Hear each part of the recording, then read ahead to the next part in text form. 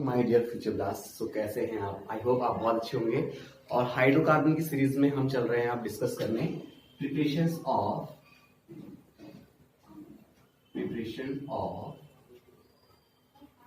Alkene. ठीक है student, आज हम डिस्कस करेंगे कि how can we prepare alkene. So student, जैसे हमने प्रीवियस अपने जो वीडियो लेक्चर से उसमें डिस्कस किया था कि जो एल्कीन होते हैं हमारे, मोस्टली एल्कीन जो होते हैं वो मल्टीपल बॉन्डिंग यानी कि डबल बॉन्डिंग मेन उनके बीच में, कार्बन कार्बन के बीच में डबल बॉन्डिंग होना बहुत जरूरी है। आज हम देखेंगे प्रिपरेशन कैसे होती है मेन। लेकिन डबल बॉन्डिंग होती है तो इसी डबल बॉन्डिंग यानी कि इसी पाइप बॉन्डिंग के कारण याद रखेंगे आप कि रिएक्टिविटी एल्कीन की ज्यादा होती है। ऐसा इसलिए स्टूडेंट क्योंकि डबल बॉन्ड का जो क्लाउड्स होता है यानी जो पाइप बॉन्डिंग में जो क्लाउड्स है वो मैंने आपको बताया होगा, एक हेड टू हेड ओवरलैपिंग होती है और एक आपकी क्या होती है कॉर्नर टू ओवरलैपिंग होती है। तो इसमें क्या होता है स्टूडेंट कि हेड टू हेड ओवरलैपिंग ना होकर कॉर्नर से ओवरलैपिंग होती है, जिस कारण क्या होता है ये ज्यादा रिएक्टिव्स होते हैं। तो एग्जाम में पूछा जा सकता है कि एल्केन ज्यादा रिएक्टिव है या एल्कीन। सो याद रखिए कि alkene due to the pi bonding के प्रेजेंस के कारण ये ज्यादा रिएक्टिव होते हैं। तो चलिए हम डिस्कस करते हैं इनकी प्रिपरेशंस रिएक्शंस। तो जैसे कि मैं अभी आपको बता रहा हूं कि एल्कीन जो हमारे होते हैं, एल्कीन का प्रिपरेशंस करने के लिए मेनली हमें चाहिए होते हैं फ्रॉम एल्काइल हैलाइड। ठीक है स्टूडेंट, तो सबसे पहले हम ले रहे हैं एल्काइल हैलाइड। एल्काइल हैलाइड जैसे कि हम सब जानते हैं कि एल्काइल होता है हमारा CnH2n+1। अगर आप बोलोगे सर ने क्या बोला तो CnH2n+1 this is the alkyl. Alkyl unstable होता है, ये ज्यादा स्टेबल नहीं होते हैं। ठीक है, तो यहाँ पे अगर हम 1 रखेंगे तो CH3 ये आपका एल्काइल है। इसके अलावा अगर हम 2 रखते हैं C2H5 ये हमारे एल्काइल है। तो कोई भी एल्काइल और हैलाइड, हैलाइड का मतलब कोई भी हैलोजन फैमिली का एलिमेंट यानी फ्लोरीन, क्लोरीन, ब्रोमीन और आयोडीन। मेनली याद रखेंगे कि प्रिपरेशन जब हम कर रहे हैं ऑलेफिन्स की, एल्कीन को ऑलेफिन्स भी कहा जाता है क्योंकि ये ऑयली प्रोडक्ट बनाते हैं मेनली। तो मेनली हम ध्यान रखेंगे कि हमें इस तरह के कंपाउंड यानी कि क्लोरीन, ब्रोमीन और आयोडीन को यूज करना है। इस तरह के हैलोजन्स को हमें यूज करना है। फ्लोरीन को ज्यादा यूज नहीं करते क्योंकि इसको सेपरेट करना फिर बहुत ज्यादा मुश्किल हो जाता है। ठीक है स्टूडेंट, तो एल्काइल हैलाइड मैंने आपको बताया किसे कहते हैं। अब देखिए हम एल्काइल हैलाइड से देखेंगे प्रिपरेशंस। तो सबसे पहले हमने ले लिया यहाँ पे कोई एल्काइल R और यहाँ लिया CH2। आप इसको कंटिन्यू रिएक्शंस में बढ़ा भी दिखा सकते हैं CH2 और ये X। अब हमने क्या करना है स्टूडेंट, यहाँ पे हम एल्कोहलिक KOH का यूज करेंगे। और एल्कोहलिक KOH जैसे कि आपने, अगर आप प्रेशर बने हुए तो आपको पता होगा कि एल्कोहलिक KOH का यूज हम मेनली तब करते हैं जब हमें एलिमिनेशंस करना हो। किसका करना हो स्टूडेंट? एलिमिनेशंस। तो यहाँ पे भी हम ऐसे ही करते हैं, इसका एलिमिनेशंस दिखा देते हैं। तो RC और देखिए X यानी कि यहाँ से हमारा X और यहाँ से इधर से हमारे H चला जाएगा, H डबल बॉन्ड CH2 ऐसा कुछ बन जाएगा। ठीक है स्टूडेंट, तो यहाँ पे क्या होगा हमारा स्टूडेंट HX। अभी जैसे मैंने आपको बताया कि X की जगह आप क्या क्या यूज कर सकते हैं, मेनली X की जगह आप Cl, Br और I यूज कर सकते हैं। इसका मतलब हम क्या रिमूव कर रहे हैं, कोई हेलोजन एसिड रिमूव कर रहे हैं। क्या रिमूव कर रहे हैं? Halogen acid HX। ये X की जगह में क्या हो सकता है? Cl। याद रखना the remover of halogen acid. ठीक है, यहाँ पे रिमूवल किसका होगा? हेलोजन एसिड का। हेलोजन एसिड में मेन कौन होते हैं? HCl, HBr या फिर HI। तो चलिए इस रिएक्शंस को हम एक रिएक्शन की फॉर्म में देख ही लेते हैं। तो हमने यहाँ पे क्या किया, पहले लिया CH3 CH2 एंड यहाँ पे ले लिया हमने Cl सपोज। फिर हमने यूज किया एल्कोहलिक KOH। जैसे कि मैंने अभी आपको बताया कि यहाँ पे हमें एलिमिनेशंस करना है। ये Cl यहाँ पे एक हाइड्रोजन हम अलग कर देंगे तो CH2 डबल बॉन्ड CH2 आपका इस तरह से अलग हो गया। और यहाँ पे हमने कोई हेलोजन एसिड को अलग लिख लिया जैसे कि HCl। ठीक है स्टूडेंट, इस तरह से हमने इस रिएक्शंस को कहा कि हमने जो प्रिपरेशंस करी। यहाँ पे देख रहे होंगे आप, आपका एल्कीन तैयार हो रहा है। तो ये मेथड होगा जिसके किसके थ्रू हो रहा है? एल्काइल हैलाइड के थ्रू प्रिपेयर हो रहा है। ठीक है स्टूडेंट, अब हम ये देखेंगे कि क्या हम फर्दर ऐसे बहुत सारे और कंपाउंडों के साथ रिएक्शंस कर सकते हैं। तो बिल्कुल हम इसको प्रोपीन तक के लिए चला सकते हैं। CH2 और Br लिया मैंने। अगर हमें प्रोपाइन बनाना है या प्रोपीन बनाना है तो अभी हम इसको यूज कर रहे हैं एल्कोहलिक एरा। अब प्रोपीन बनाने के लिए मैंने कहा स्टूडेंट यहाँ से Br और यहाँ से हमने H हटाया। यहाँ पे इस तरह से आपका रेडी हो गया HBr। ठीक है स्टूडेंट, अब आप मेरे मुझसे बार बार सुन रहे होंगे कि हम यहाँ पे एलिमिनेट कर रहे हैं। तो देखिए स्टूडेंट, जब हम इसको एलिमिनेट कर रहे होते हैं तो उसका नाम होता है बीटा एलिमिनेशंस। क्यों हम इसको बीटा एलिमिनेशंस क्यों कहते हैं, हम इसी रिएक्शन से आपको समझा देते हैं। जैसे यहाँ पे हम एक हाइड्रोजन यहाँ लेंगे, एक हाइड्रोजन इधर लेंगे, एक हाइड्रोजन यहाँ पे हमने एक पोजीशन लिया और H। देखिए जिस कार्बन के पास हेलोजन होता है उस कार्बन को हम कहते हैं अल्फा कार्बन, और उसके जस्ट बगल वाला जो कार्बन है उसको कहते हैं बीटा कार्बन। तो क्योंकि ये Br इस वाले हाइड्रोजन के साथ नहीं जाएंगी, इसके साथ नहीं जाएंगी, ये जाएंगे अपने बगल वाले जस्ट बगल वाले कार्बन के साथ। तो जो बगल वाला कार्बन होता है उसको हम बीटा कार्बन कहते हैं। तो यहाँ पे ये इतना वाला Br फंक्शन आपका ये वाला इतने H के साथ रिमूव किया, तो नाम पड़ा इसका स्टूडेंट। जो रिएक्शन में जो बचा है पहले हम उसका वो दिखा देते हैं आपको। ऐसा को यहाँ पे डबल बॉन्ड CH और H इस तरह से बचा है, और हमारा HBr अलग हो गया। तो हमने एक हेलोजन एसिड अलग कर दिया है, और ये हमारा क्या तैयार हो गया स्टूडेंट, प्रोपीन। ठीक है, प्रोपीन तैयार हो गया। क्योंकि हमने बीटा कार्बन को यूज किया है इसलिए इसको ये भी कहते हैं beta elimination reactions, beta elimination reaction. I hope आपको समझ में आया होगा। ठीक है, ये बीटा एलिमिनेशन रिएक्शंस क्यों कहलाती है मैंने आपको बता दिया। और ये था क्या, इसका नाम है 1-ब्रोमो मैथ प्रोपेन। 1-ब्रोमो प्रोपेन से आपको क्या बन गया, प्रोपीन। तो प्रोपीन की प्रिपेयर होने की रिएक्शन थी, इसका नाम है 1-ब्रोमो प्रोपेन, 1-ब्रोमो प्रोपेन और प्रोपीन। तो इसमें ये थी हमारे पास पहला प्रोसेस, पहला मेथड जिसका नाम था फ्रॉम एल्काइल। अब हम डिस्कस कर रहे हैं कि क्या हम किसी और मेथड के थ्रू भी इसको प्रिपेयर कर सकते हैं। तो यस, और भी मेथड हमारे पास है। एक बार फटाफट से आप इसका स्क्रीनशॉट ले लीजिए।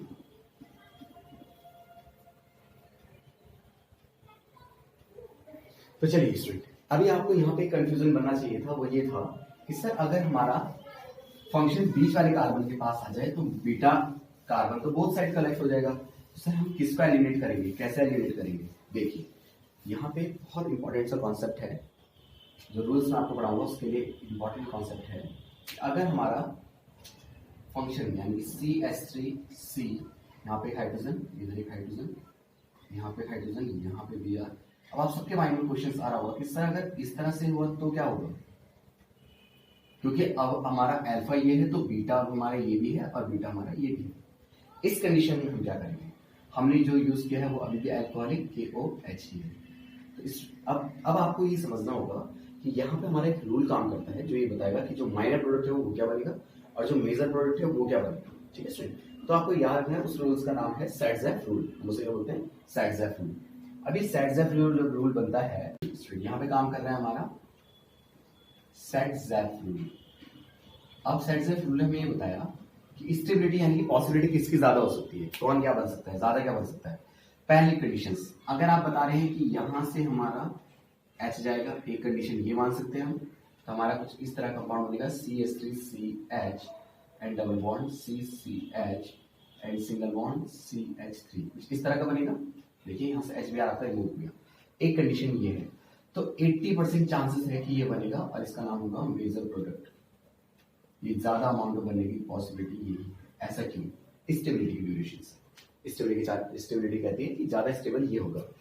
और अगर इसी रिएक्शंस को सेम हम फर्दर कंटिन्यू कर रहे हैं फिर से अल्कोहलिक KOH के साथ, लेकिन आपके बार मैं ये मान लेता हूं कि मैं यहां से रिमूवल नहीं करके इधर वाले को रेफरेंस ले रहा हूं, HBr इधर वाले, ठीक है, जो हमारा राइट हैंड साइड में। लेफ्ट हैंड साइड के साथ मैंने देखा 80% बन रहा है, लेकिन एक 20% चांसेस आपके ये भी है कि आपका इधर भी ऐसा कंपाउंड बन सकता है। यहाँ से हमारा देखिए Br रिमूव हुआ है, यहाँ पे हमारा H रिमूव होगा, CH2 यहाँ पे हमारा इस तरह से मिल जाएगा। ठीक है, और यहाँ पे क्या होगा स्टूडेंट, हमारा 20% यानी कि माइनर प्रोडक्ट होगा हमारा, माइनर प्रोडक्ट। ठीक है स्टूडेंट, तो ये बहुत ही इजी सा मेथड होता है। सैडजेफ रूल डायरेक्ट एग्जाम में भी पूछा जाता है। आप याद रखेंगे सैडजेफ रूल हमें ये बताता है कि स्टेबिलिटी किसकी ज्यादा होती है। तो स्टेबिलिटी तब ज्यादा है अगर बॉन्ड बीच में है इस तरह से, तो 80% मेजर प्रोडक्ट बनेगा, और अगर 20% बनेगा अगर, क्योंकि वो अगर लास्ट से इलेक्ट्रॉन निकाल के ले जाएंगे, तो अगर लास्ट से लिखेंगे तो HBr अगर यहाँ से गया है, बीटा वाले से एलिमिनेट हुआ है राइट हैंड साइड वाले से, तो स्टेबिलिटी थोड़ा सा डिक्रीज हो जाती है, ध्यान रखिए इसलिए। ठीक है, तो आई होप आपको ये भी समझ में आ गया कि अगर हमें एलिमिनेट करना है बीटा एलिमेंट तो कहाँ से करना है। ठीक है, बीटा एलिमेंट वहां से करेंगे जहाँ पे सिक्योर बॉन्डिंग हमारी बनती दिखाई देगी, बीच में बन रही होगी वो। ठीक है स्टूडेंट, तो चलिए इसका भी सैडजेफ रूल का भी एक स्क्रीनशॉट ले लीजिए फटाफट से, फिर हम आगे चलते हैं।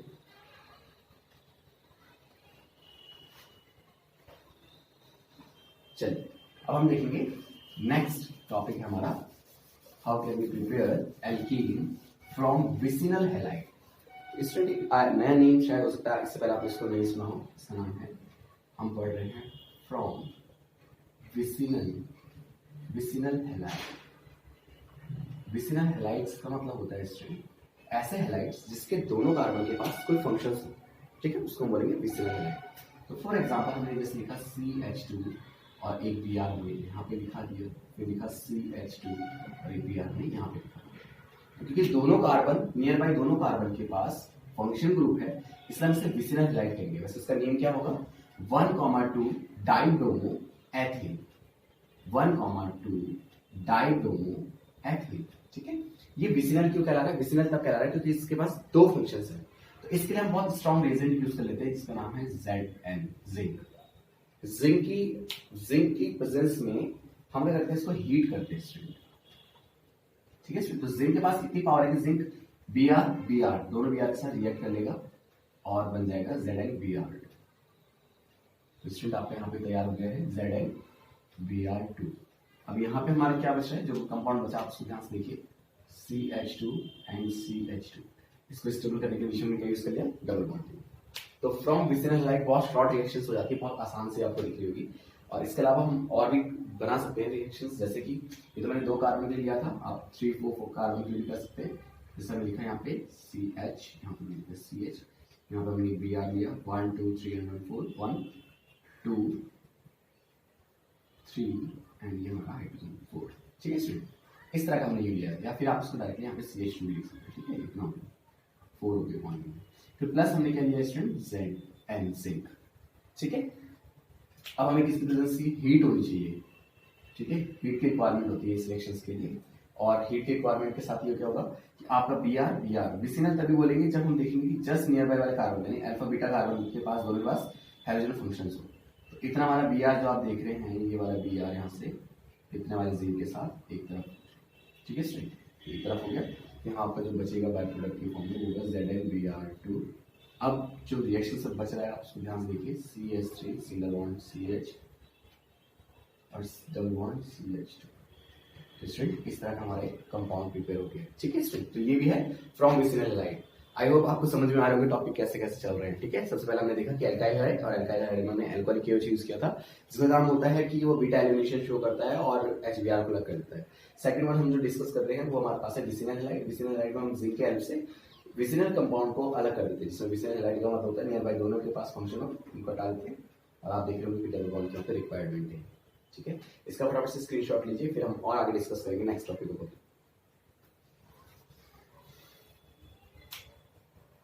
तो चलिए देखते हैं नेक्स्ट हमारे पास आता है। अब देखिए स्टूडेंट हम एल्कीन तो बना रहे हैं यहाँ पे, ठीक है। अब एल्कीन बनाते समय हमें एक चीज और ध्यान रखते हैं कि ये जो एल्कीन्स है, क्योंकि मैंने आपको पढ़ाया था एल्कीन के अंदर आइसोमर्स, तो उसमें होता है ट्रांस और सिस। तो क्या पॉसिबिलिटी है कि सिस कंपाउंड बनेगा, क्या पॉसिबिलिटी है वो ट्रांस बनेगा। फॉर एग्जांपल मैं आपके सामने लिख देता हूँ ये इस तरह से CH2 और यहाँ पे लिख देता हूँ CH2 और यहाँ पे देता हूँ इनको हाइड्रोजन। तो 2 पॉसिबिलिटी है, या तो कंपाउंड इस तरह का कुछ बनेगा,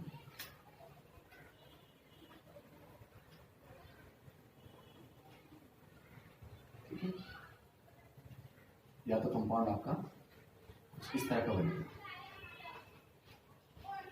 ठीक है। एक पॉसिबिलिटी आपकी ये है, और एक पॉसिबिलिटी ये देखिए, ध्यान से देखिएगा ऐसे,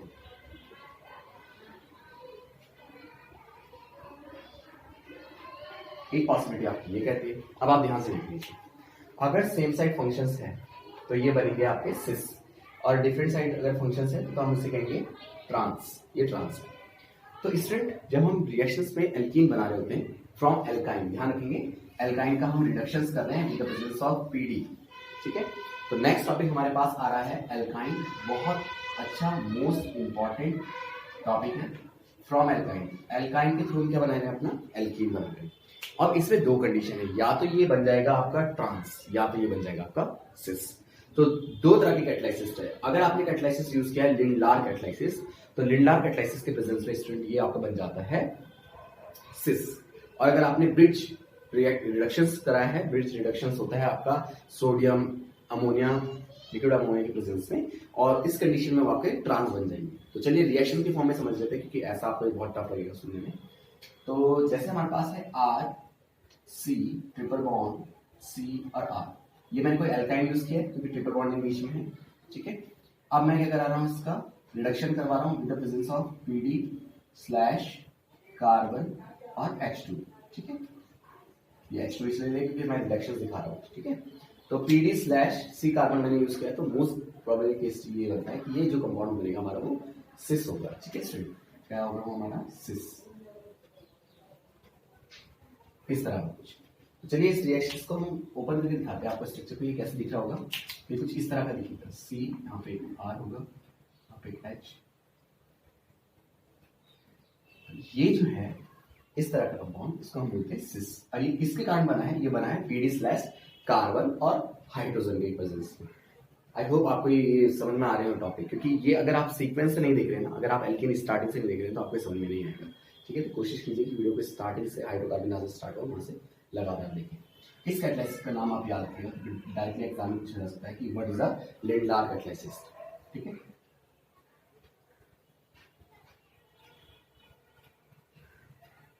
ठीक है, लेड-लार कैटालिसिस कौन होता है? लेड-लार कैटालिसिस हमारा PD slash carbon comma H2 हमने रिडक्शंस के लिए यूज किया है इसमें, ठीक है।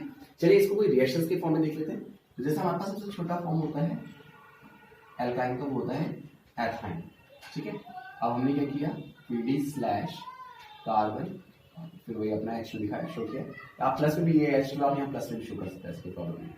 चलिए फिर क्या होगा स्टूडेंट, हमारा होगा CH2 डबल बॉन्ड CH2, मतलब दो हाइड्रोजन आपके यहाँ ऐड हो रहे हैं द प्रेजेंस ऑफ पीडी और सी का।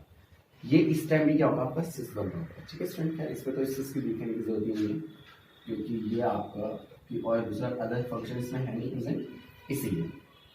चलिए यहाँ पे एथिन मिलता है। अब हम किसी और रिएक्शन में भी ऐसा देख लेते हैं कि क्या मैं आपको कॉन्सेप्ट समझा रहा था कि ट्रांसफर सिस वाला होता है। तो एक एग्जांपल लेते हैं बहुत प्यारा सा, वो है ब्यूटाइन का CH3C ट्रिपल बॉन्ड C और CH3। अब देखिए दो केसेस है स्टूडेंट, या तो यहाँ से आपका ट्रांस बन सकता है या फिर यहाँ से आपका सिस बन सकता है। तो मैं दो कंडीशंस बना देता हूं। अगर हम केमिकल रिएक्शंस में यूज कर रहे हैं पीडी स्लैश कार्बन और इसका रिडक्शन करवा रहे हैं, H2 ऐड कर रहे हैं, तो श्योरली यहाँ पे जो कंपाउंड बनेगा, जो एल्कीन बनेगा, एल्कीन वो कैसा बनेगा, सिस बनेगा।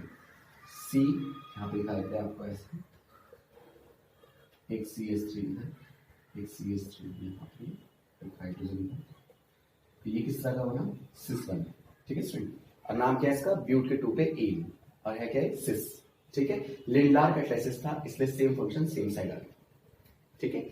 मैं आपको कह रहा हूं कि अगर आप लेड-लार कैटालिसिस यूज नहीं करते तो आप ब्रिज रिडक्शन से यूज कर सकते हैं। इसको ब्रिज रिडक्शन रिएक्शंस कहा जाता है, या ब्रिज कैटालिसिस Na और अमोनिया ले लेना।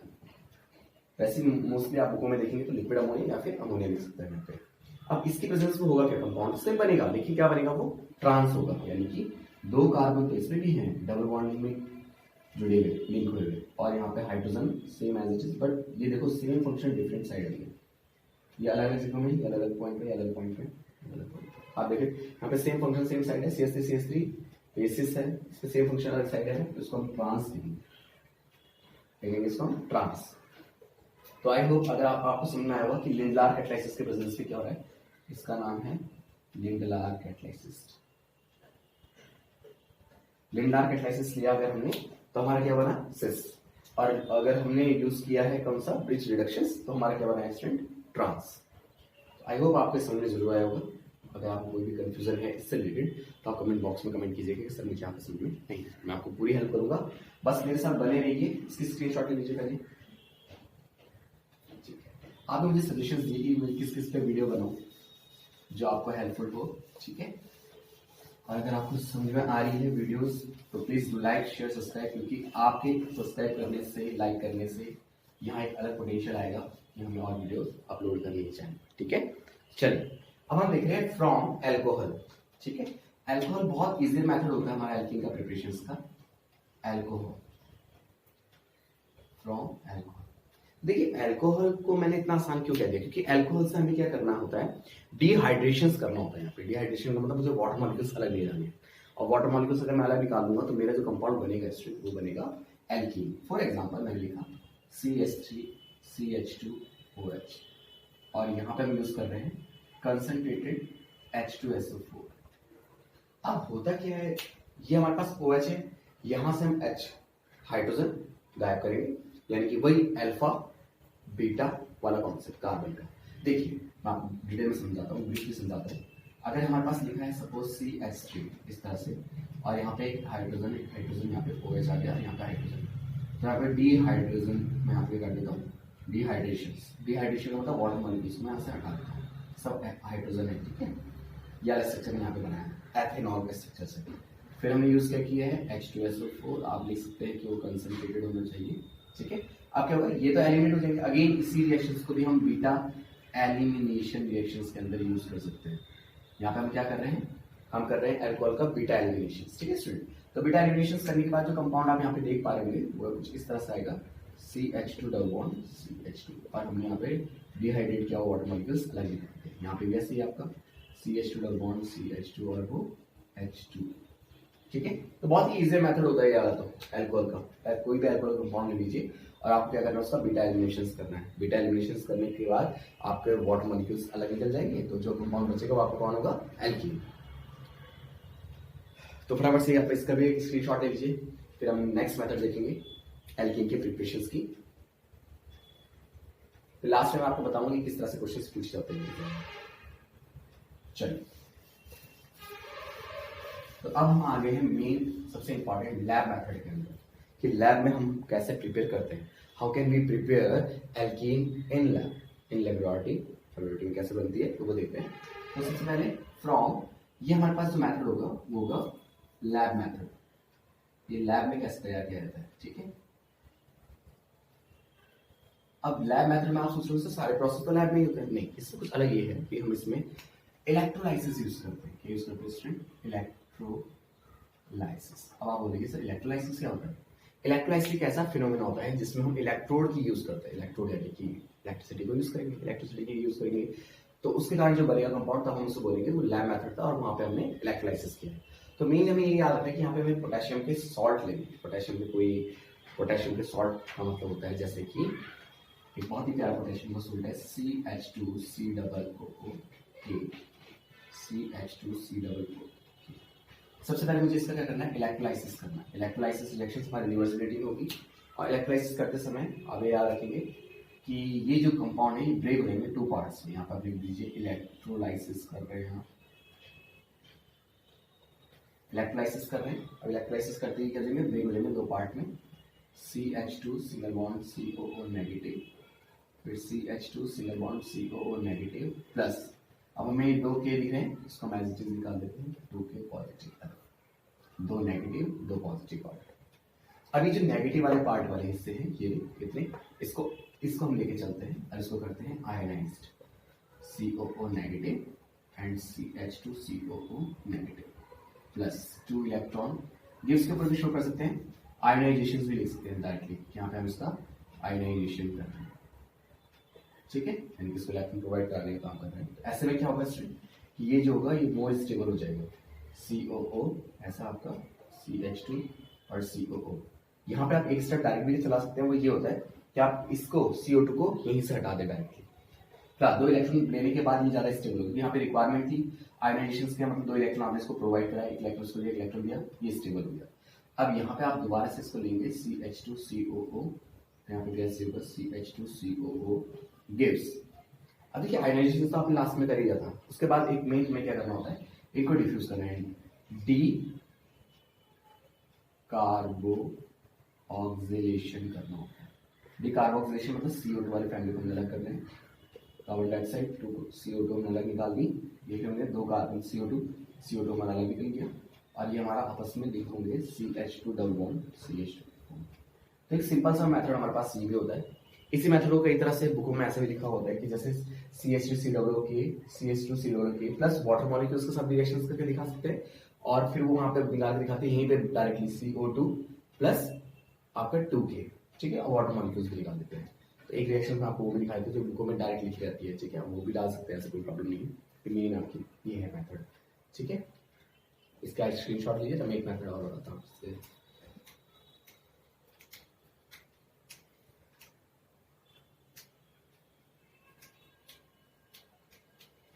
आई होप आपने कर लिया होगा। चलिए यहाँ से हम स्टार्ट करेंगे अपनी नेक्स्ट कि अगर बुकों में देखा जाए तो हम बुकों में शॉर्ट पैटर्न रिएक्शंस देखी है इसकी, वो ये होती है कि आपको क्या करना होता है, यहीं पे क्या करना है आपको, +2 वाटर मॉलिक्यूल्स 2H2 यूज करेंगे, ठीक है। 2H2 यूज करने के बाद क्या होगा स्टूडेंट कि यहाँ पे हम डायरेक्टली का बॉन्ड लिखा सकते हैं अपना CH2 डबल बॉन्ड CH2।